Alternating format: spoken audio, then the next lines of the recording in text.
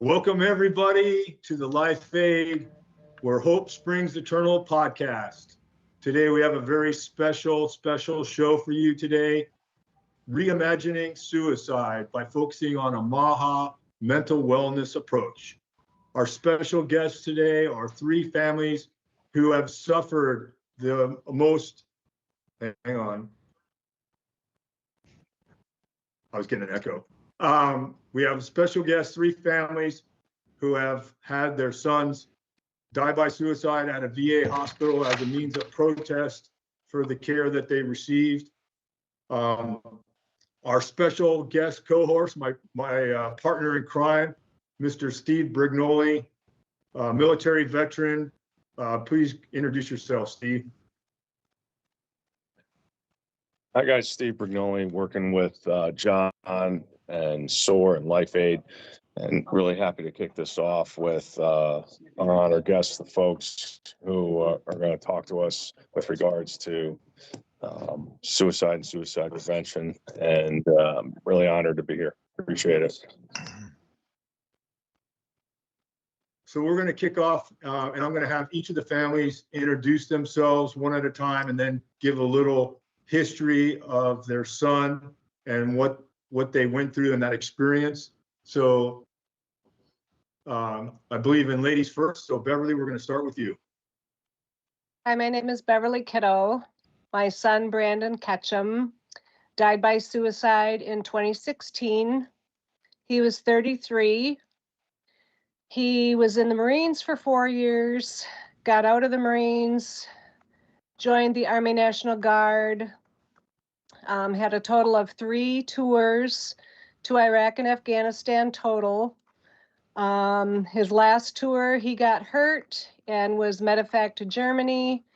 He was forced to get a medical discharge, had a lot of medical issues, was on a lot of pain pills, that in turn led to other drug addictions. He dealt with inpatient 3 different times, would get better, then he would kind of, go back to having more issues. So he had been doctoring with the same psychiatrist or psychiatrist, I believe, for 2 years. Went back to see his doctor at the VA because Brandon said he wanted to be admitted to the psych ward. His doctor told him there were no beds, and that was all he needed to hear, and he stormed out, and the next day he took his life.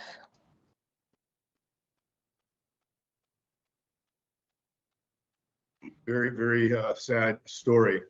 Larry Miller, please tell us about your son, Mark. My son, Mark, was a sniper in the Navy for 15 years, and he attempted suicide back in 2007. But he seemed to be, we put him through treatment, he seemed to be doing a lot better.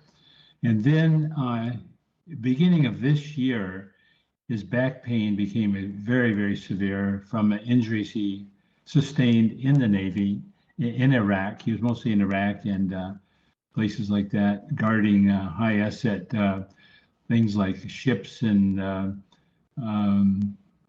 different oil platforms and so on. So he had to carry a lot of equipment with him. So he injured his back, and the first of this year, his back pain got worse. So he went to the VA to get treatment, and instead of helping him, they just gave him opioids. They put him on a bunch of opioids to take. And he started taking those, and then he started augmenting that with drinking more. And then he went to the vape shop and got this Kratom, which is a morphine-like drug that's over the counter, but he took enormous amounts of it. And so he got totally hooked on these opioids. As time went on, he kept this from the family pretty well. And as time went on, he had an incident where his mom died, and he finally decided he confided in his pastor that he was hooked on opioids and that he had to go into the VA to get detoxified. He was becoming suicidal again. And even though we talked to him frequently, he always put on a good face for us and said he was fine. So on April 1st, he went to the VA with the purpose of, he told his pastor that he was going to go in and get himself admitted to the detoxification ward at Audie Murphy in San Antonio to get detoxified from the opioids that they had put him on, and also to treat him for his suicide ideations. So I'm going to read to you what he sent me a text on April 1st. Papa, I just left my VA appointment at Audie Murphy. Look how nice they are. They prescribed me Seroquel. Wow, how nice. Did not even listen to my story. Just like a robot that hands out poison to every soldier. I should call KSAT News and tell them that they are murdering our heroic men and women. They did not listen to anything I said, just prescribe stuff. Unreal. It is a crime. They are murdering our vets. Not my word, my son's word. So that was on April 1st. I think he waited till I left the country. I went to El Salvador. I'm a missionary there. And on the 7th, 1 week later, I was in El Salvador, and he texted me again. He said, Papa, this was at 12:30, noon, just after noon. Papa, I love you very much, and I always will. I texted him back immediately, I love you too with all my heart. I don't know if he got my reply because just minutes later, he shot himself in the head at the VA hospital. And I know why he did it. I know my son very well. He was making a powerful protest to the VA for how he was treated, but not only how he was treated, but he was speaking for the thousands of veterans that had been neglected and pushed to suicide. Veterans whose voices have been silenced, whose plights have been ignored. It was a protest against a broken system that will not listen to our veterans. Thank you, Larry. That was very moving and powerful. David? You're up. My name is David Toombs. I'm the father of Sergeant John Toombs. John took his life at Alvin C. York VA in Murfreesboro, Tennessee, the day before Thanksgiving, November the 23rd, 2016. He had served in the Army National Guard, done a tour in Afghanistan, came home, and eventually around 2014, he didn't re-enlist, but he was starting to go through what a lot of veterans who are out of the service go through, is the lack of brotherhood, purpose, camaraderie. So he was going to try to re-enlist in 2016, but he had started developing alcohol and drug issues, trying to pretty much suppress the depression, PTSD, anxiety. So instead of re-enlisting, he went into the VA on a 90-day treatment program at what they refer to as MHRTP, Mental Health Rehabilitation Treatment Program. And about 46 or 47 days through the program, they kicked him out. As he said, for trivial reasons. And me and my wife went to the VA that night and found him, tried to bring him home, but he wouldn't come home. He wanted to stay on campus, sleep in the emergency room, and try to meet with the Tennessee Valley Healthcare Director the next morning to get back in the program. But circumstances during the night changed. And so I guess it was about a little before 7 the next morning, he hung himself in a building under construction behind the building the program was in that he was kicked out of. We've been told the circumstances that changed and what drove him to do it, but I've yet to see any kind of report from the VA. All I want is the truth of what happened. And the closest thing I got to it was back last summer, 2024. I actually requested the root cause analysis report because our elected officials didn't ask for an investigation. So with the VA doing their own root cause analysis report, they exempt it from the Freedom of Information Act. And I've got 58 pages of redacted information. And that's the closest I've got to seeing his root cause analysis report. And that's all I wanted was the truth of what happened. But the VA would not give up anything. So he made a video just a few hours before he took his life, and he posted it to Facebook. It went to YouTube, and that's when it went viral.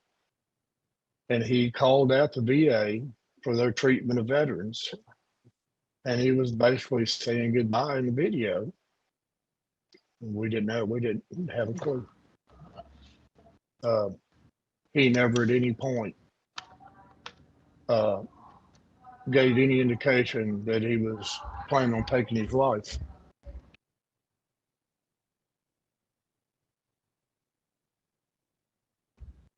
And just so everybody knows, I've posted the link to John's video in the chat. So it'll show up in the chat. So those of you that would like to see what John posted, it's available. Thank you. And Beverly, I believe Brandon had texted you just prior to his passing as well. If you wish, you would like to read that text now, I'll let you do that. So this was actually a post that he put on the OIF Veterans Military Empire, whatever it is, on July 8th at 2:11 in the morning, the day that he passed. He says, have any of you had a similar situation to my VA shit show today? I went in to see my psych doctor for an emergency appointment due to some serious mental health issues I've been having. I requested that I get admitted to 9W, the psych ward, and get things straightened out. I truly felt my safety and health were in jeopardy, as I discussed with the doc. Not only did I get a no, but 3 reasons of no based on me being not fucked up enough, all in quotes. I wish I were making this up, but I'm sure I'm not alone. At this point, I say, why even try anymore? They gave up on me, so why shouldn't I give up on myself? Right now, that is the only viable option given my circumstances and frame of mind. Insight and or advice welcome. Tell it as it is. I'm thick-skinned and then feeling disgusted. And I'm going to ask my husband if he wants to talk. He came into my life when Brandon was 5 and has been to both of my boys. And I just want to give him the opportunity to talk. Absolutely. Hello. Give me a second, please. Every time I hear that, brings tears to my eyes. When I met Bev, Brandon was 6 and Bradley was 5. And actually Bradley served also, but he served in the Army. Their father was actually a military man, did 20 years in the Army, retired. Brandon, he was, he had his ups and downs. And his father actually didn't help the situation. When I would try to discipline the boys, his father would tell him that I had no right or anything, as far as even if Brandon and Bradley were living with us. And then Brandon went back and forth. But when Brandon joined the Marines and when he come back, he was an unbelievably different person. So well-mannered. He was a different person. And then, like I said, when he was in the Army or the Army Reserve, and after he got hurt, when he come home, he was just drugged up all the time. You couldn't talk to him. He was just la la land. So and one thing about Brandon, he had about 25 servicemen come to his funeral, and every one of them talked to Brandon about either he talked them out of suicide and told them that it wasn't worth, doing it, that you had a reason to live. But Brandon didn't reach out to any of those gentlemen at the time he was suffering. So he was a good boy. He was a good guy, good man. My personal opinion of VA isn't very good, so I won't go any further into that. Yeah, I mean,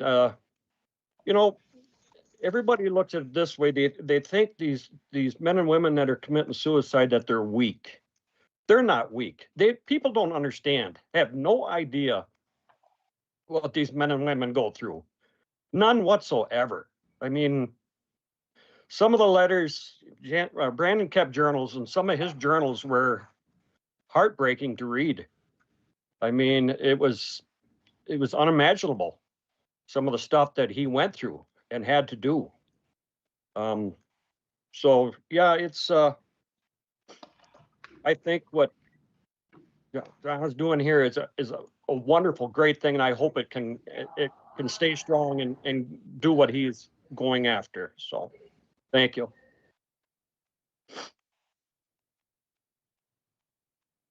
Thanks for sharing that personal opinion. As someone who grew up as a son in a divorced household, I understand when the discipline thing and how all that works, and how us sons are rebellious, or whatever the word is. But yeah, I can appreciate that, and just that whole situation. One of the things I would like to do is kind of just let the people who are watching and listening online, or who will see this in the future, kind of just frame the issue. These are three specific cases of military service members who, died by suicide at a VA for a specific reason. The best data that we have is that there are 55 such suicides since they've been keeping track. They don't publish the names or any information. So any of the parents or anyone who knows any of the parents of those other 52 want to come join this effort, we would love to hear from you. We've reached out to a few families, and we're hoping that more families will get involved.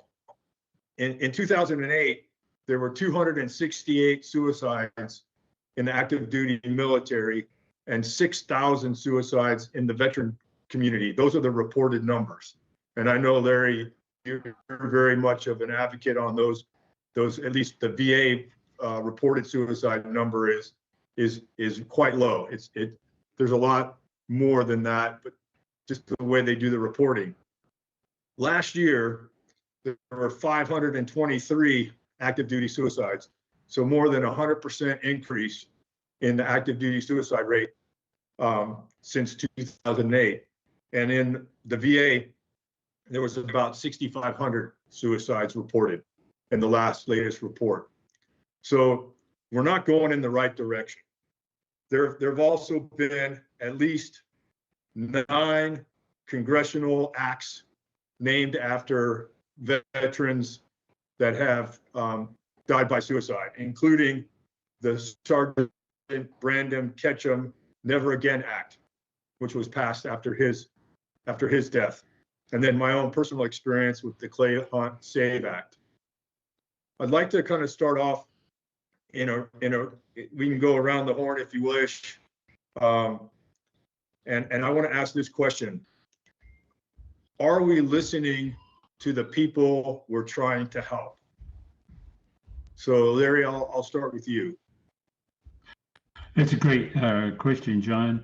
Are we listening to the people? Well, that's a complicated question. We're listening to some of the people. For example, LifeScore that you are heading up is a fantastic program that is helping thousands of veterans. So we are listening, but within the VA system, the problem is most of the veterans will go to the VA system for help. And within the VA system is terribly broken because it's headed up by psychiatrists. Psychiatrists are nothing more than drug dealers. They are working for Big Pharma. Years ago, when I was in medical school, they would take a patient and lay him down on a couch and talk to him for hours and find out what it was that was making them upset. Why were they so depressed? And what could they do to fix the problem? And they worked through for hours and hours with them, and it often worked because they cared for them. After the onset of the psychotropic drugs in the early 2000s, the psychiatrists didn't have to do that anymore. They were convinced by Big Pharma that the whole problem was not the trauma that the veteran had been through. The problem was an imbalance in the brain. Their brain is imbalanced, and that they had pills that would fix that. And so now what the psychiatrists do when they go into the VA, the psychiatrist spends 5 minutes with them, just like they did with my son.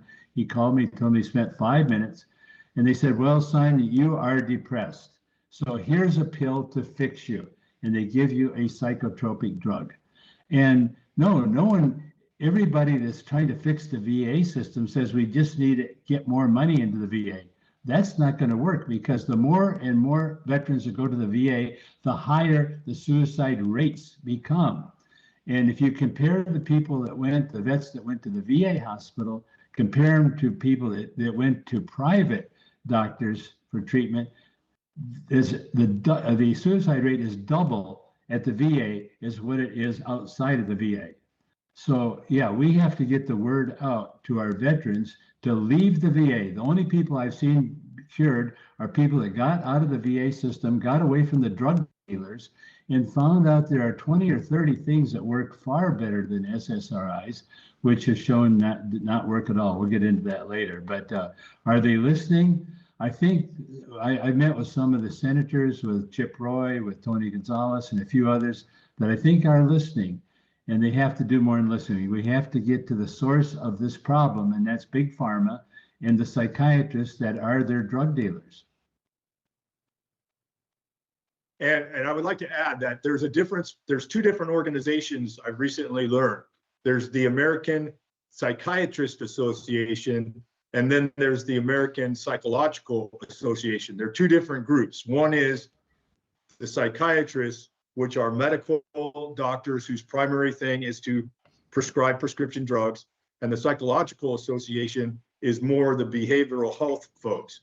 I've reached out to the American Psychological Association and their representatives to try to talk to them prior to the podcast. Unfortunately, schedules didn't allow that to happen, but I do plan to follow up with them because there is a bill pending right now in Congress, I believe it's in the VA committee, which will require written disclosure to patients that are prescribed SSRIs, which is the topic that you're bringing up.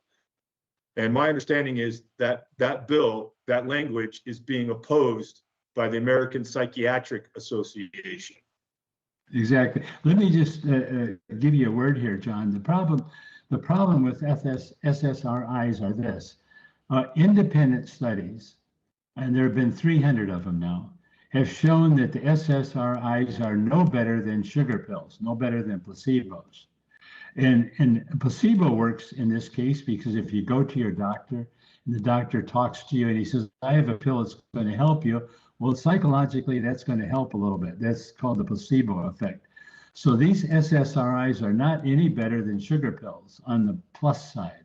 On the negative side, they have been absolutely proven to increase suicide by 300%. So why would you give a veteran who's already suicidal, give him a drug that makes him 300% more likely to kill himself? Why would you do that? It's for most egregious reasons. And you're absolutely right. People need to know there's a difference between the psychiatrist and a psychologist. A psychologist is one that will give you therapy, give you talk therapy, analyze what's going on with you, help you in a way that will help your body, mind, and soul. The psychiatrists, on the other hand, are nothing but drug dealers. They just pass out drugs like candy. And here's the thing. If the first drug doesn't work, they come back to the VA, they get a second drug, and a third drug, and a fourth drug. And pretty soon they have so many side effects, they're given medicines for side effects. I had a veteran I treated last month that had 17 medications from Audie Murphy VA Hospital, 17. If you gave me that many drugs, or if I gave you that many, John, you would not be able to get out of bed and function. You'd be a total zombie if you could even live through that. And yet that's what they do. That's the modus operandi of the mental health treatment at the VA. Now, you will never get the VA to shut down because it's a sacred cow, but we can get the veterans to come out of the VA and supply them with insurance that will pay for all these other modalities, at least 30 modalities that work far better than anything they're doing at the VA. And psychologists are one of them. We should have them talk to psychologists, talk to the Christian counselors, talk to them about getting neuroplasticity, talk about all these other things, getting their diet right, finding a purpose in life. All these things work so much better. Yeah, we're going to get into all those topics here shortly. I will also say that in our program, in the Life Aid program that we've run since 2007, our average participant, our average veteran participant comes to our program on 8 or more prescription drugs. And we had a gentleman on our first podcast that was on 15. He got involved in our program and now he's on 0. And that's pretty typical. I think when Georgetown University did their study on my program, 67% of our program participants reduced or eliminated their prescription drug use. David, I'm going to give you a chance. Are we listening to the people we're trying to help? Well, as parents and family, I think we're trying to. When they want to give indication that there's a problem, a lot of times they won't talk about anything or give an indication, and you're just blindsided with, their frame of mind. Now, from what I've seen from the VA, I think the biggest problem, and first let me say I'm not anti-VA at all. I believe they have good programs and there's good people there. But they've also got an issue with the people that once they go to work for the VA and get tenure, they know that it's hard to be fired. And I think it's those people that are just, not paying that much attention to what the veterans are trying to say. They just want to hurry and get them through the system. And I'll tell you a true story that happened to a friend of mine's wife. She was having a pedicure one day, and the girl beside her, they got to talking, found out each other, both of them were nurses.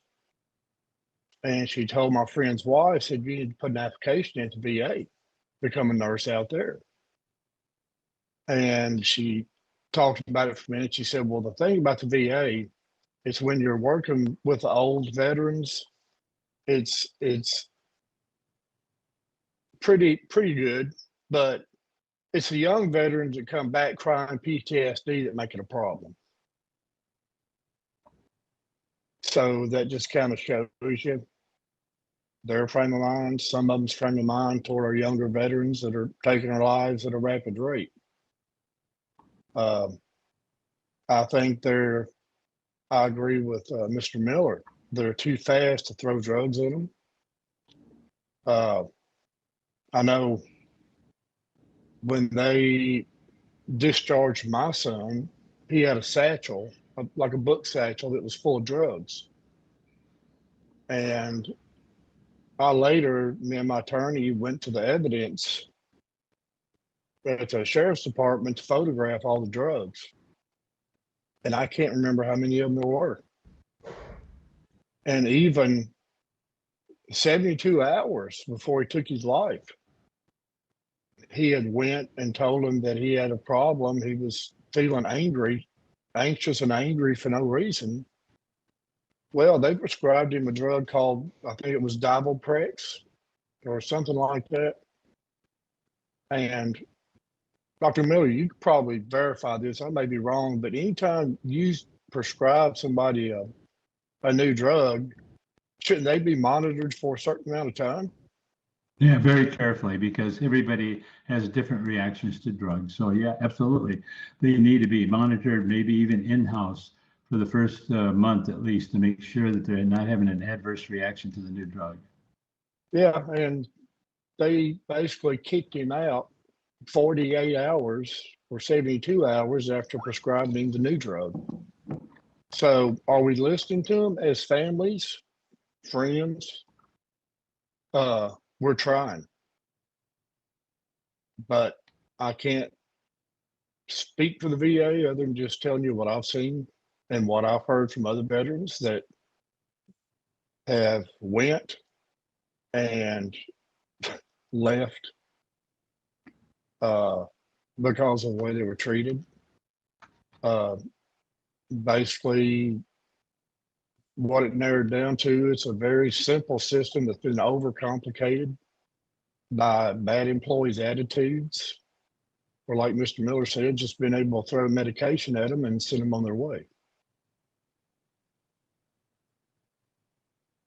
I want to bring in That's just Steve my right now. opinion. He's no, yeah, no, and I guarantee you, our listening audience in the chat, there's quite a few comments that they totally agree with all that you're saying. I want to bring Steve in here right now. Steve served in the special operations community, and the special operations community has been disproportionately hard hit by suicide. And so I know that Steve personally knows quite a few people that he served with that are no longer with us. And I'd just like to get his perspective on that. Yeah, I mean, the biggest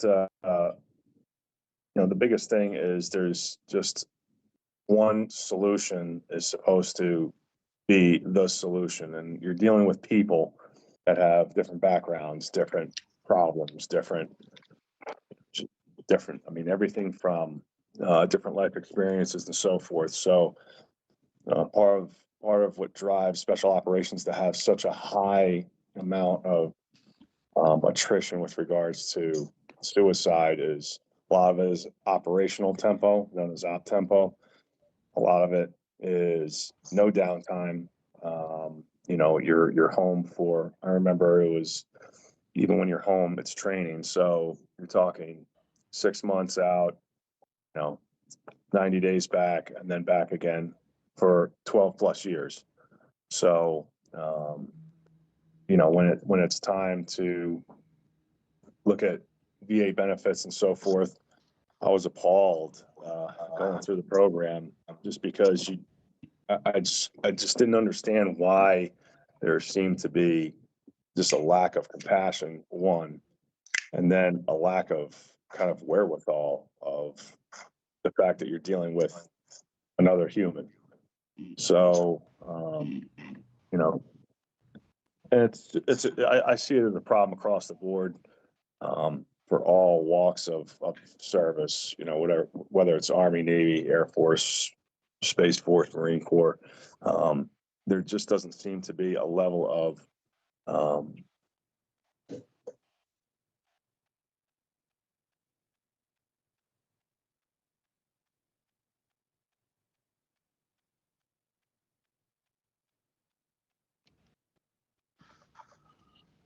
Yeah, I think we lost his sound for a second there, Steve.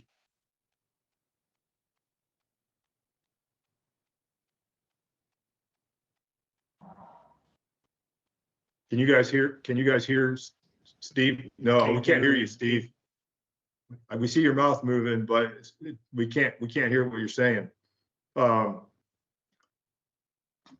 But I'd like to echo what Steve, the sentiment that Steve was referring to. I personally believe very strongly that we've been treating suicide as a medical issue or a medical problem.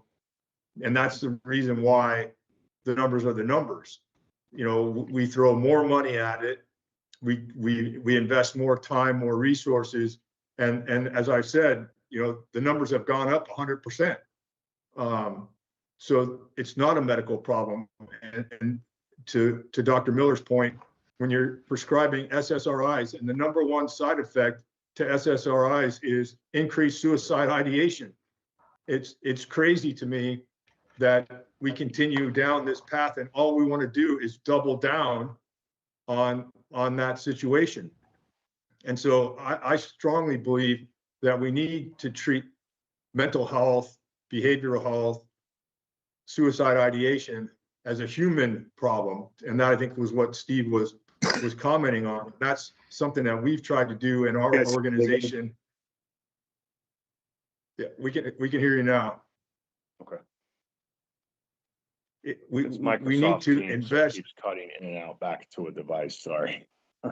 Yeah, no worries. Yeah, we just need to refocus on the human person. It's not a one size fits all solution. When you go to the VA, if you're 100% disability rating for PTSD and you say you have depression, there's a process that they immediately go into. You know, you get a PHQ-9 and you get your prescription drug, you come to group therapy. I think you were talking, Larry, when you were talking about your son's last email, you know, he says that they treated me like a robot. And so I'm going to throw it to Beverly Hill here. What is the way forward and what does an alternative approach look like? And you guys can both, Lenny, you guys can both take it. You can take as much time as you want.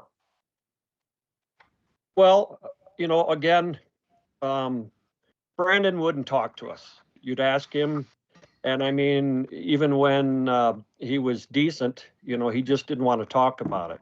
But he would talk to other veterans, you know, and some of the veterans that, again, came to his funeral talked to us about what Brandon would talk to them about. And it would be questions that we would ask Brandon that he wouldn't answer, but he could talk to these other guys comfortably. Yeah. So I think, again, John, what you're doing is tremendous. And I don't know how the VA, you know, do they have veterans there that can talk to other veterans, or are they just, you know, doctors that you know, talk, and somebody that, you know, I think these guys need somebody to talk to that have experienced what they've experienced. Okay, because a lot of us can't fathom what these men and women have gone through. Okay, and well, okay, one instance here. I'm a plumber by trade. Now I can talk to people about plumbing and they can just up and down their head. But if I talk to another plumber, he knows what I'm talking about. So that's kind of the thing that I mean. If, you know, veterans can talk to other veterans. So you want me, honey? So, and I think Steve could probably, you know, say the same thing. It's probably easier for him to talk to other veterans than it is doctors. No, 100%. I mean, the issue is, and this is where, you know, as John and I are putting together this facility, it's going to be veteran centric, because it needs to be people who have walked the same ground, sweat the same sweat. It doesn't have to be, you know, the exact same operation or the same, you know, even the same campaign. It can be, you know, guys from different guys and gals from different campaigns, whether that's global war on terrorism to Syria to whatever, but it has to have someone with that common ground so that there's the relatability there between the individual of, you know, a brother or sisterhood, if you will, versus, you know, a clinician that is, you know, it's another number. And I think a lot of that would solve the situation just from the start, because at least there would be an understanding of, hey, we kind of both went through something together, whether that's a different time period or what have you. But there's a mutual understanding. So, and then there's also that follow-up, that reach back where you're not a number, you're somebody that I've also had to go through the same experience with. So 100%, you know, they'll want to get back you when you know, they won't say, okay, here 3 strikes, you know, you're not effed up enough, like Beverly was saying, for us to turn you away. Instead, it's, hey, let's sit down and figure something out. You know, let's take the time to do that. That alone, just that, I think that nexus of compassion through understanding would alleviate almost 80% or more of the issues we deal with the VA, and it's a communications piece. Yeah, If I'd like say, to, if you I'd don't like to mind- Go ahead, Dave. No, Go ahead. I just wanted to Oh, real Go ahead. quick Sorry, say that, David. I just wanted to real quick say that while John was in the program at the VA, he was actually studying to be a counselor for the SMART recovery program and wanted to get certified after he got out of the program. He was actually starting to try to teach classes there while he was in the program. And he thoroughly believed in the SMART recovery program because, unlike AA and other programs, it taught you how to rewire your own way of thinking. And he was so impressed with it, he wanted to be a counselor for other veterans. Yeah, I really believe that there are a lot of good things that do happen in the VA system, but also there's a lot of bad things, obviously. And I always say the VA doesn't understand what business they're in. They're in the customer service business, and they don't realize that they're in the customer service business. And that's probably the biggest problem that the VA has. And I'm not sure how you're going to change that, or if you're going to be able to change that, or as Steve and I are doing, just set up an alternative that veterans can have, and they don't have to worry about fighting the VA and the anger and all that frustration and belief. Is like, have a place where you can go that's an alternative, that has set up as an alternative system. And that's what we're trying to do with the SOAR Center of Excellence. It would be a mental brain health center where veterans can go. And I sort of say it's the St. Jude's Children's Hospital version of brain mental health. And we found this location in Arkansas that we're going to try to utilize. It's an old Army Navy hospital. It's actually the first official Army hospital in U.S. history, started in 1830, and it's been rebuilt a few different times. In its current state, it's this massive concrete and steel building in the heart of Hot Springs, Arkansas. But everything around it has been abandoned since 2019. And so we're working hard with the powers that be to get that going, but it would be where we're cutting edge modality therapies like hyperbarics and infrared sauna and red light and a variety of those. I mean, there's too many modalities to list in this call, but a place where people can come and get a practical assessment of what exactly they actually need. And we did a similar type program on a small scale about 5 years ago that turned into a Discovery Channel documentary. And that approach, 100% of the participants all improved. And I'll throw it to you now, Beverly, Wow. if you guys want to add anything. Right. I just wanted to comment on what David said. There are good people in the VA, and there are some good programs outside of the medication. But the problem is, it's systemic in the VA, a way to treat veterans that come in with anxiety, with PTSD, with depression, any of these things. The first thing, as a policy, that the VA does wants to label them as mentally ill. And they're not mentally ill. You're not mentally ill. That's a put down. If you or I went through these same situations, like my son, where his partner right next to him was shot and killed, where he spent a whole year on an oil platform having to aim his rifle at different people getting off boats to see if they were friend or foe, and having to blow some of them away. Don't you think that would make us sad and upset and anxious and depressed and suicidal? If we weren't that way, we wouldn't be normal. You are not mentally ill. And stop letting the VA tell you you are mentally ill. But that they have to do that. So they come in, the psychiatrist can diagnose you as being mentally ill in 5 minutes. You have PTSD, you have bipolar, you have schizophrenia, you are hopelessly mentally ill. And that stigma is going to be with you the rest of your life. And the next thing they do, if you are mentally ill, you have to be treated with a pill. And that's the fallacy with it. That's why the system is broken, and you'll never stop that, because for the psychiatrist, SSRI is like a religion. Have you ever tried to talk somebody out of a religion? It doesn't make any sense. You cannot. The more you argue, the more they dig in and know that they're right. So I have no hope that we can ever change that system of being diagnosed as mentally ill and being treated with medications. And so out the other side, they come with increased suicide. And how can this help a person to say, well, I'm mentally ill, so I can't find a purpose. I can't find a job. I can't be a normal person in society because I am mentally ill. How do I know that? The psychiatrist told me I was mentally ill. And that we have to stop telling the veterans getting a bad rap.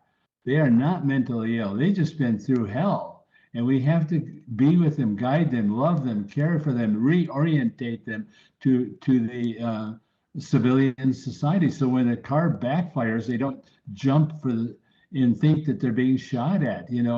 It took them almost a year to train my son to be an assassin. They didn't spend even 5 minutes with him after he came back to retrain him to have purpose and fit into the civilian life. They did not untrain him. They just threw him to the wind. Oh, you're having mental illness. We'll make you a zombie with pills. So that's why I'm saying about the VA mental, and the mental health system of the VA is totally broken. There are a lot of good departments at the VA. There's a lot of good people there are some people even in the mental health that want to help, but they are overburdened with this overarching policy of diagnosis and treating with medications. That's just the way the VA does things. Yeah. So I just want to talk a little Beverly? bit.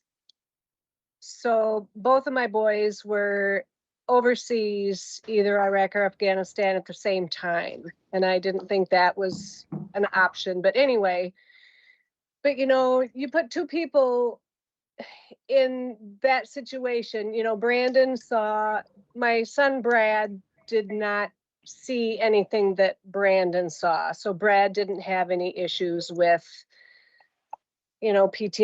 possibly PTSD, but Brandon would pick up dead kids' bodies, and he would see his cousins' faces in those. How can you ever get over that? Sure.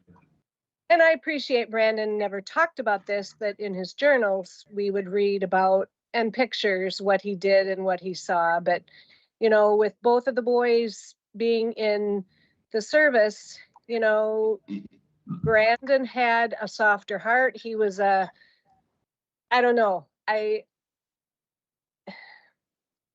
He just had a lot more issues, but did a lot of worse things, I guess, if you will, than what, Brad did.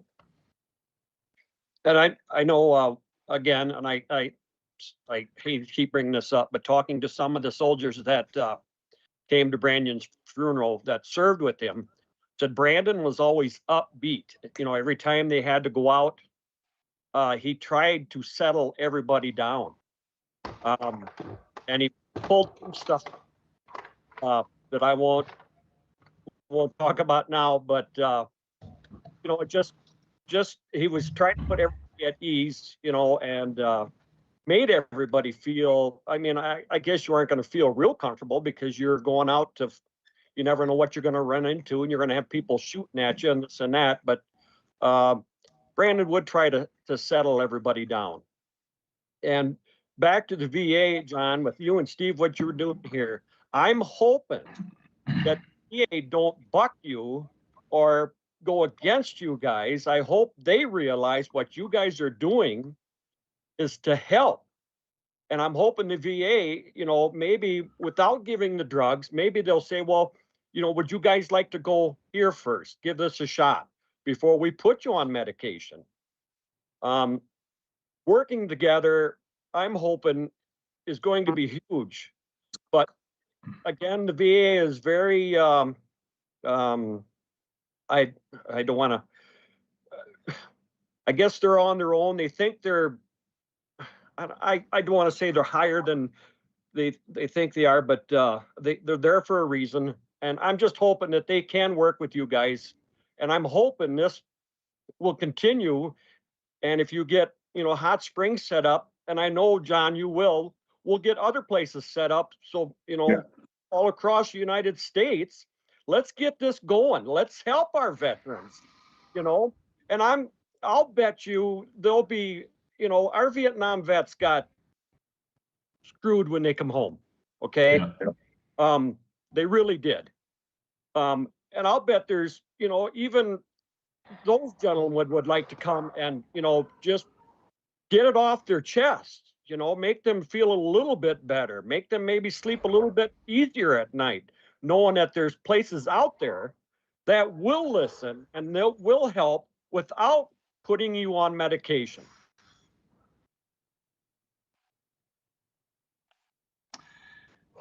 That's absolutely true. I think that I know that John won't brag about what he's doing, but I'll brag about it. He's treated, if I'm not mistaken, John, about 30,000 veterans to this point. And in your program, as far as you know, only one has committed suicide. So right there, the numbers are drastically better than the VA, drastically better than almost any other program I've ever seen. So I support you, John, and what you're doing with Life Score and the fact that you look at their body, mind, soul, spirituality, the whole being, and then you zero in on these different efforts, get them exercising on bicycles and get them doing things where they talk to each other. That works. And how can you argue with success? I think if those people in power that are able to give the veterans the choices that they need, that's all they need. It's not that hard to do. If they look at John's program and say, "Hey, what's better? Let's try that first." And you know, and if that doesn't work, but it does work. So I think it's a matter of having to fight the bureaucracy because you know you always follow the money. Right. You've heard that. Well, the VA is making $574 million a year off from suicide prevention. So they don't want to give up any of that money, right? They want more and more money so that they can give more and more drugs. That's what they want. So we have to get them out of the system. We have to break them free and give them these alternatives that they need. Exactly. If I can say this real quick, then when John was studying to be a PTSD, to be a counselor for Smart Recovery, he told me that just talking to other veterans and what he was learning and what he was studying, that sometimes it's not what a veteran sees or goes through. It can also be what living that life of constant anticipation of what might happen can be just as powerful. And he had actually talked to a couple of veterans that that's what their PTSD was when they were on tour constantly, just having to be on guard all the time of what might happen. That changes their whole mindset. Yes.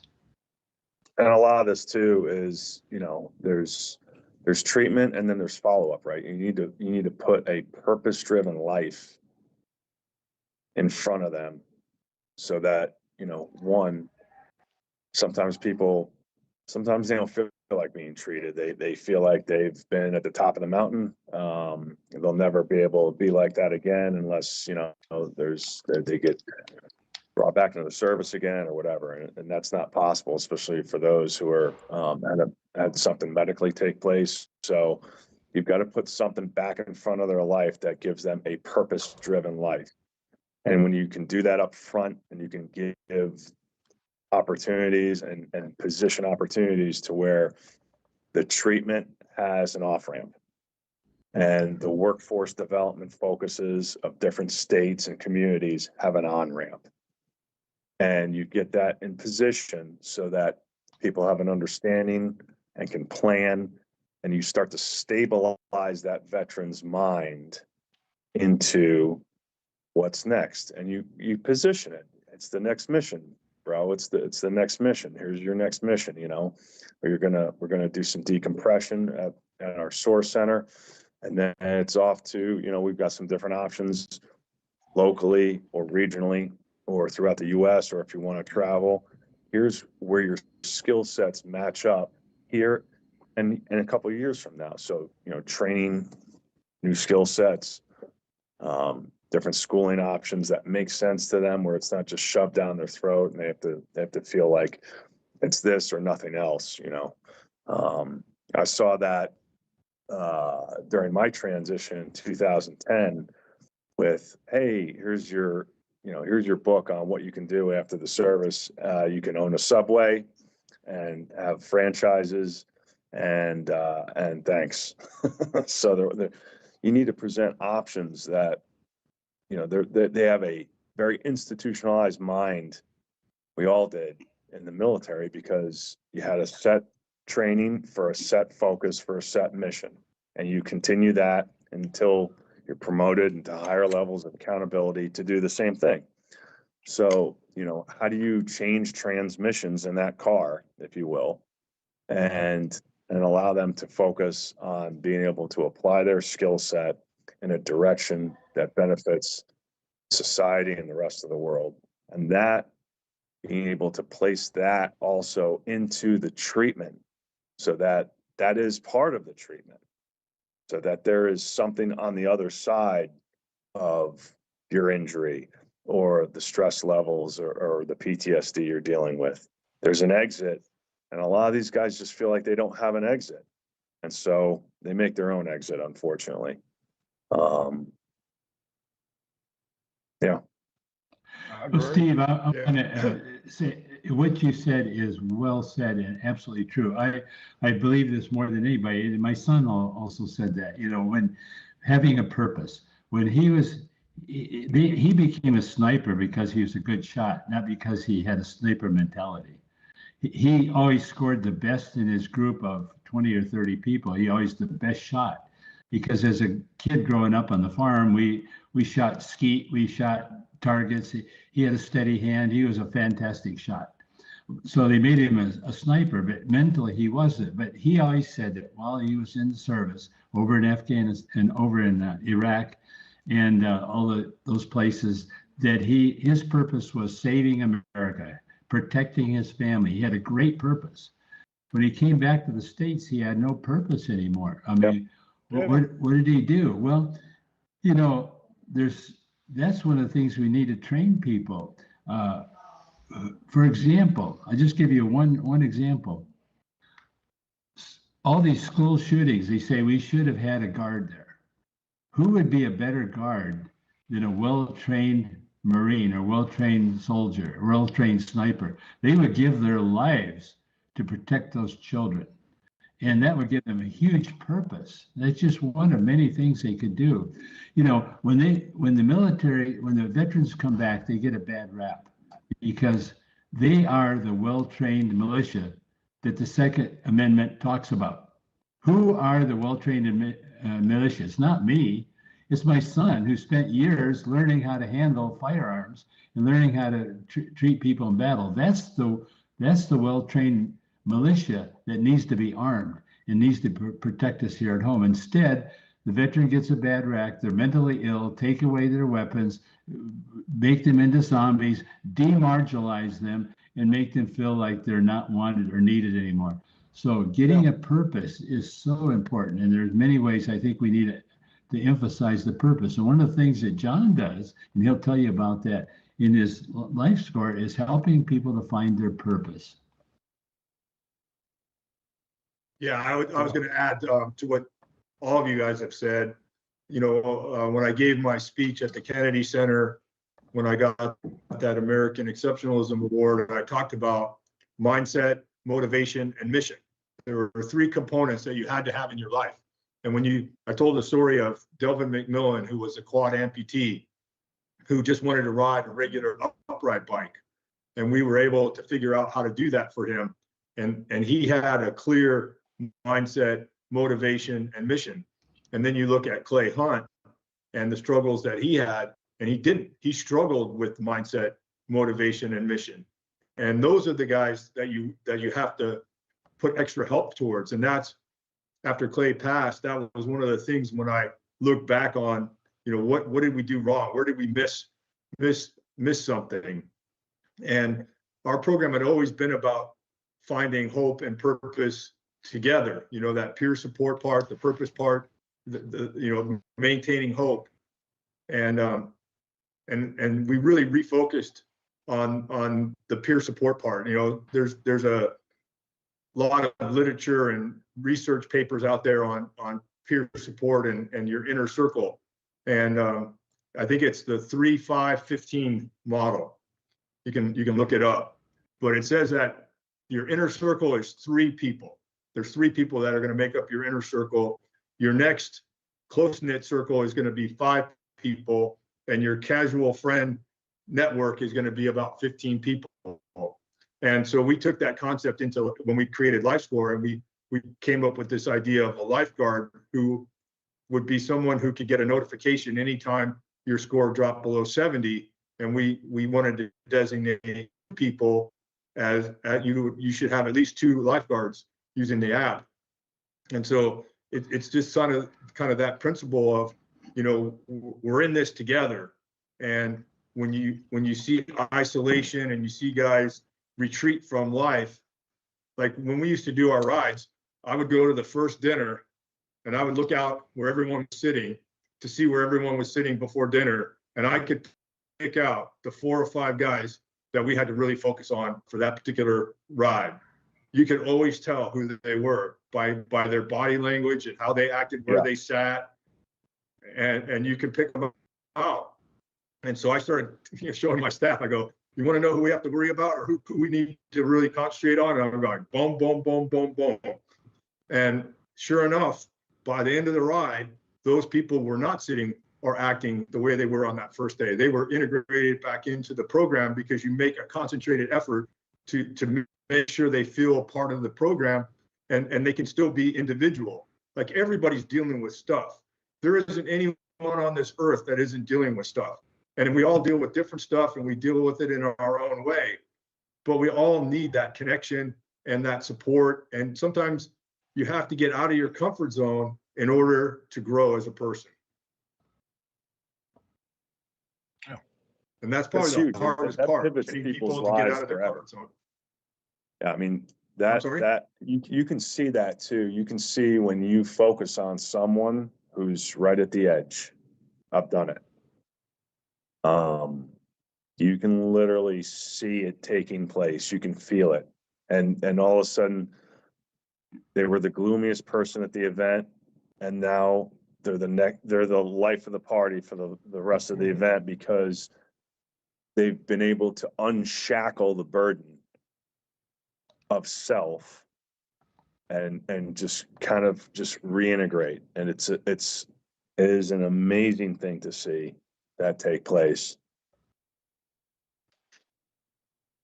Yeah, we've had two people Right. recently. One, we did a retreat in Bend, and this guy wouldn't come out of his room, and he would say he had migraines, and we were just like, at first we were like, okay, but he didn't really, or does he really, because is he using that as a crutch, if you will, to not participate?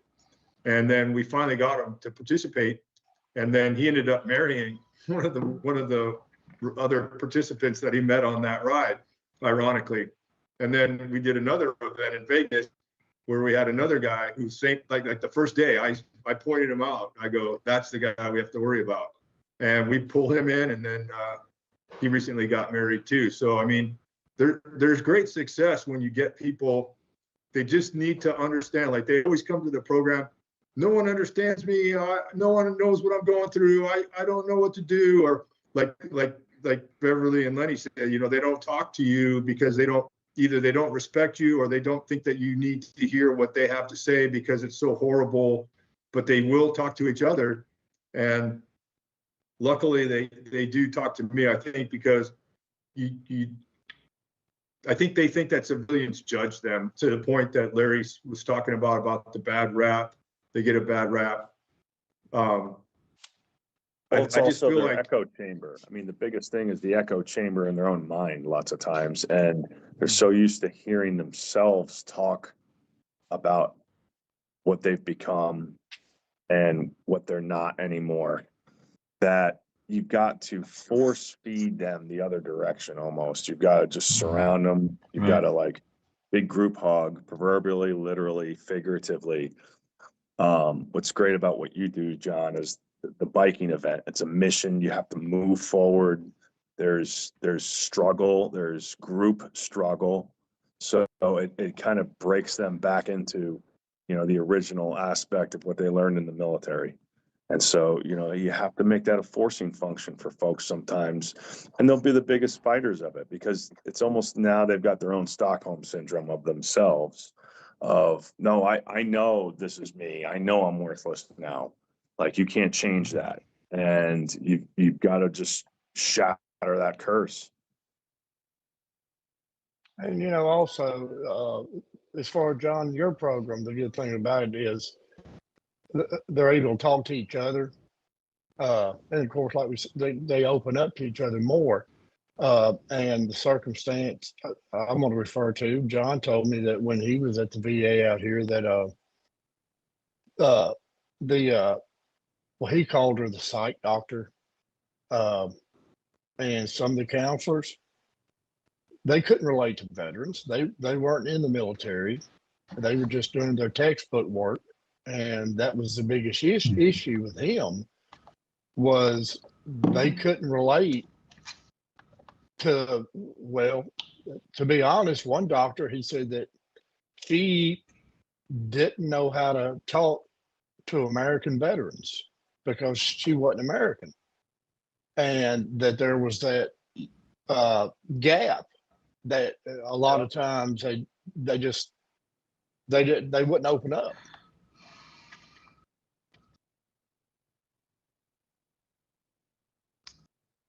I see you shaking your head, Beverly. No, I'm just agreeing with. I'm good. Okay.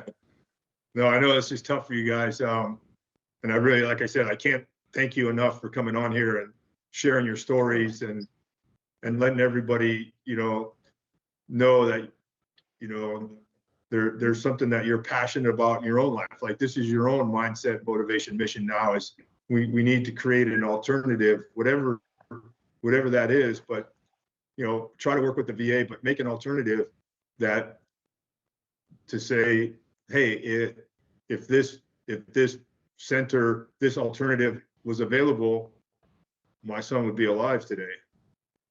Yeah. No more parents have to go through that process. Definitely. Man, So I'll let it. We'll go kind of go around the horn, and we'll kind of wrap it up. So, Larry, if you want to go first. Yeah, there's one little story I want to tell you that I think is worth hearing. That, of course, my son killed himself at the VA in April. 1 month ago, another veteran named Enrique Ramos killed himself in the same place at the VA, and the same method, shot himself in the head. And so because 2 veterans committed suicide at the VA, the VA decided they had to have a press conference, okay, because this got a lot of publicity. So they set up this press conference 2 weeks ago, and about these 2 suicides. They banned me from attending. They said Dr. Miller cannot attend. So I contacted Joaquin Castro, who's the representative for South Texas, and he called the VA to see. He said, "Hey, Mark's father was one of the 2 veterans you're going to talk about. He wants to attend." And they said, "No, he cannot attend." They refused to have me or the families of the 2 veterans they were talking about. They didn't want us there. So what we did is Grunt Style helped, and we set up our own press release 1 day before. And if you want, I can send you the link to that, John, the link. So I talked about what was happening because the VA didn't want to hear anything from the parents of those veterans that had made protests at the VA. So, the first step for the VA to improve is to admit you have a problem. They will not even admit it. They're saying we're doing everything we can. Oh, The right. Millers are lying about this. It's not we are not killers. We are very good people, and the Millers are lying about all this. So they won't even confront the family. So I'm so thankful, John, that you allow us as family members to come on a forum where we can express our opinions about what happened to our children. Yeah, I want to just kind of frame it like if there's something that you could share, or what would the message be in your son's memory? If you could share one message, what would it be? I know what my son would say: get right with Jesus, get out of the VA and get your life spiritually correct. Get with veterans. Don't be alone. Be with other veterans. There is hope. Don't depend on the VA to give you opioids and so on. There's hope beyond. So I know that he would say to veterans, get out of the system, get with people who love you and care for you, and get right with God, and you'll have a better purpose in life. How about you, David? What if you could share one message in John's memory, what would it be? Well, I got to be honest with you. I knew my son very well up until the last minute. Like I said, I had no indication what he was going to do. But knowing my son well enough, I could tell you what his last message would be. Don't depend on the bastards. That's what he'd say.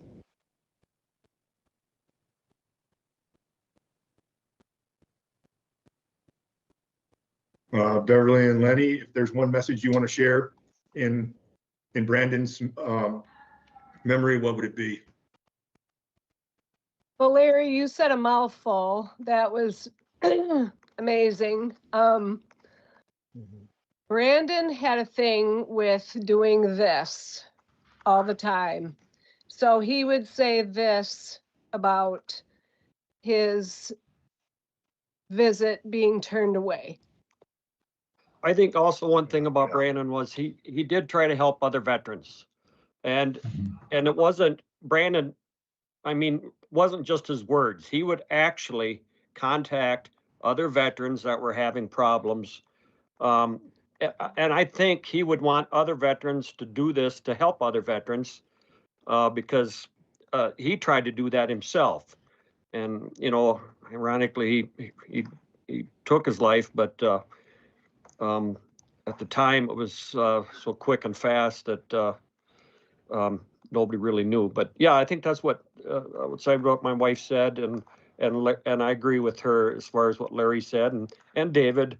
Yeah, it's and I'd like to say one other thing, John and Steve. I hope to God you guys can get the funding from our government. We're wasting a lot of money on other things. Yeah. Help you guys start this and keep it going and build it so big that maybe it'll become bigger than the VA. That would be awesome. Yes. The way I see it, to be honest with you, is the younger generation that are getting ready to come out of high school. And a lot of them, I know, look toward the military as a career. But if they're seeing what's going on with our veterans now, is that going to deter them from wanting to join the military? So in 10 or 20 years, what's our military force going to be? That's a great Well, I question. know that's a big issue with parents when they see the suicide Right. numbers. Mm-hmm. Why should I have my son join the military if they're going to commit and die by suicide? Because you don't care about them. What tells me that you care about my son? And I'll share a quick story on that point. We were doing one of our first life score pilot programs at Fort Bragg, and we were working with a active duty artillery brigade. And one of the first days, like it was like day 2 or day 3, this 19-year-old private, they had just gotten back from deployment in Poland, and they were, going through the life score app, getting their information. And right before PT formation in the morning, he walked up to me. He showed me his score, showed me how it was helping him improve. And he said, "This is the first time since I joined the Army that I thought the Army actually cared about me." And I was like, "Hey, we're on the right track. This is what we need to be doing." I mean, that was just like I've had a lot of good feedback over the years, but that one was like came out of left field, because when he approached me, I had no idea what he was about to tell me. And when he said that to me, I was like, okay, we're on the right track. Definitely. And at one point after my son died, and I took a crash course on the legal system, PTSD, everything involved around it. And it was just so much to take in. And at one point I looked at my wife, I said, it's almost to the point to where the government, the VA, treats our veterans as disposable items. We use them, get what we want out of them, send them Well, home. that's exactly what the military is for. Yeah. Unfortunately. One of the things that also comes into play is the fact that, at least I know for me and a lot of other folks, it's, hey, I want to go do something where I could die for the cause. And then when you don't, and you see friends or mentors or mentees that have passed from in what you did, it's a burden. It is, what could have been, so it's a difficult thing to deal with. Steve, one thing about Brandon, after going through all that stuff, when he come home when he had got hurt, he wanted to go back over so bad. It was We all unbelievable. do. Yeah, we all do. I'm actually going back. I'm like in a MEP state to go back to be a special forces commander in 19th group. And the closest one was Ohio. So I'll have to fly out there, and I'll have to do it for free because I get VA benefits. You can only pick one or the other, but to hell with it. I want to go back. And everybody who's served, part of it is they're just still always waiting for that one phone call. Mm-hmm. And the worse they are with PTSD, the more they hope for it. Just give me one more shot. Give me one more Exactly. shot to serve the country. Hmm. Well, They we miss saw a lot of that, especially camaraderie our and the brotherhood. We just have to refocus Yeah. that and pivot that to, we are calling you. We're calling you to come help other vets, save other vets. I mean, we just have to pivot that longing, that harrowing need to belong to a purpose, a greater purpose than yourself. And we just have to pivot it. No, exactly. right. And that's what we've been trying to do for the last 17 years. And, Yep. you know, we had a lot of guys come to our program, especially some of the amputee guys that wanted to stay in. And in the beginning, you know, if you were an amputee, you were automatically medically discharged. And then these guys were young and they wanted to stay in. And, you know, I always use there's two guys in particular, I'll throw their first names out, this guy Kent and this guy Chad, and they both ended up staying in. And they both, you know, Kent recently retired, and you know he had a long career. He went to West Point. He was commander down at Fort Jackson, and just a super good guy, and really like he didn't let his injury stop him, and he just had to figure out how to deviate so he could pass the Army fitness test. And so they modified the test so that as an amputee he could still show that he was just as fit, or probably in his case much more fit than the average soldier. And in both of those cases, actually, I mean, I have a famous picture of Chad. Chad was pushing this rider down Pacific Coast Highway on one of our California challenges. He had, like, earlier in the day he had crashed and sustained like 4 broken ribs, but he wasn't going to stop. He wasn't getting off his bike. He was going to keep going. And not only did he keep going, but he's pushing other vets to help him finish the ride. And that Wow. what Steve's talking about channeling, that's what we do in this program. And it works. And it works every time. And Yep. we just need to be able to scale big enough. And that's why we need this center. And like you said, we'll have more. Trust me. I always tell people, finding people to help is not the problem. And I think we have a great opportunity right now because, you know, I've been doing this for a long time, and you're always fighting the system like that Larry described. But now we have, especially in a Secretary of HHS, Robert Kennedy, who has this Make America Healthy Again, and that we can do it without prescription drugs. And we do have to focus on health, and we do have to focus on well-being. And it's not about prescription drugs, but it's about diet, nutrition, exercise. And I've never had that kind of momentum or support or political clout behind me in my efforts that we have the opportunity now. Because anyone who's against diet, nutrition, exercise as a way to make yourself the best person you could be, I hate to say it, but you're an idiot.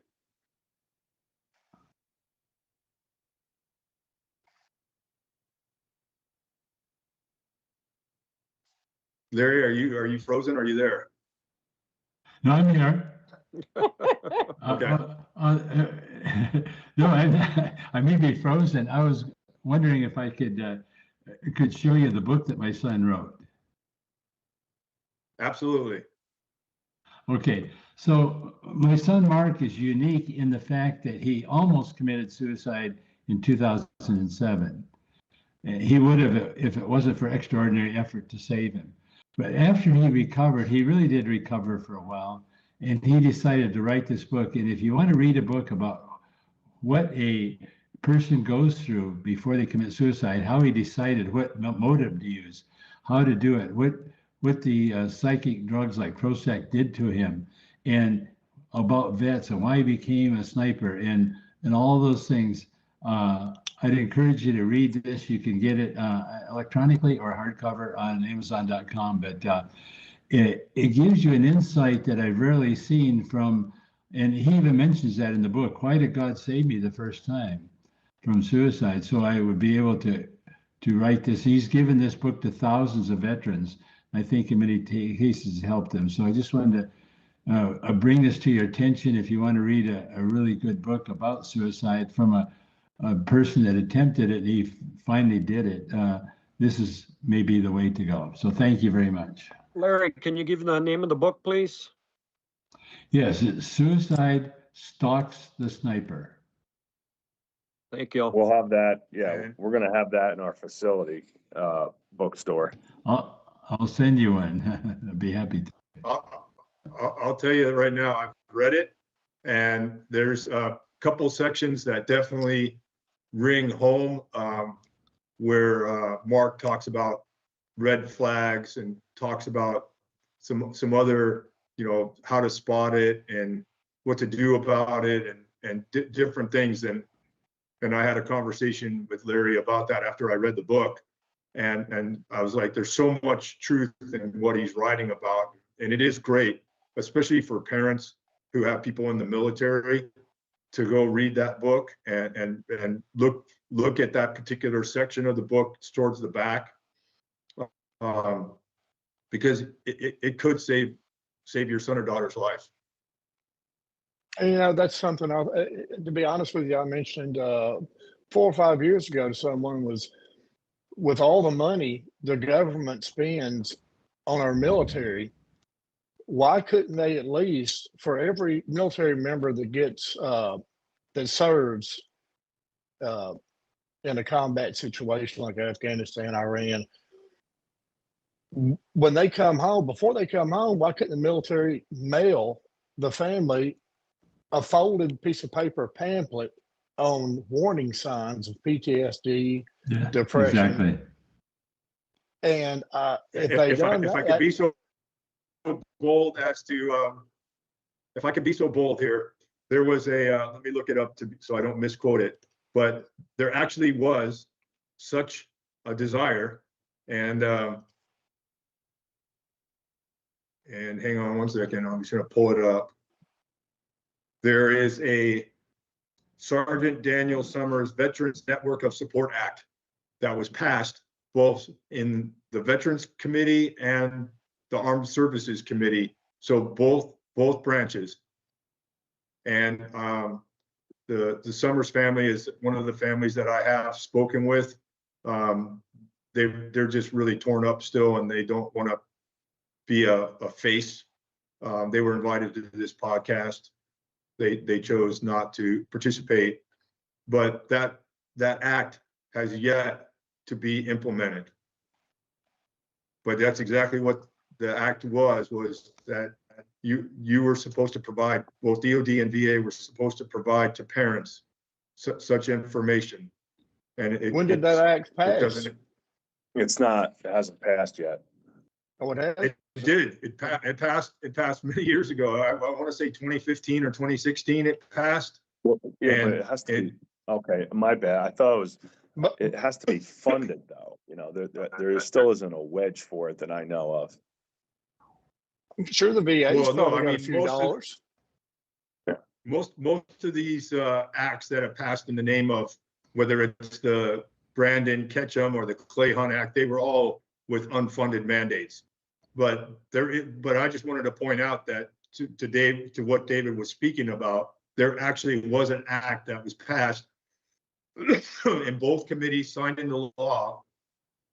And every year for many years, the Summers family went up to Capitol Hill asking when it was going to be implemented, when it was going to be implemented, when was it going to be implemented, and it still isn't implemented. Excuse me. Well, I'm glad to hear that it passed, that something did pass. I didn't know about that, but it's disturbing that it hadn't been implemented yet.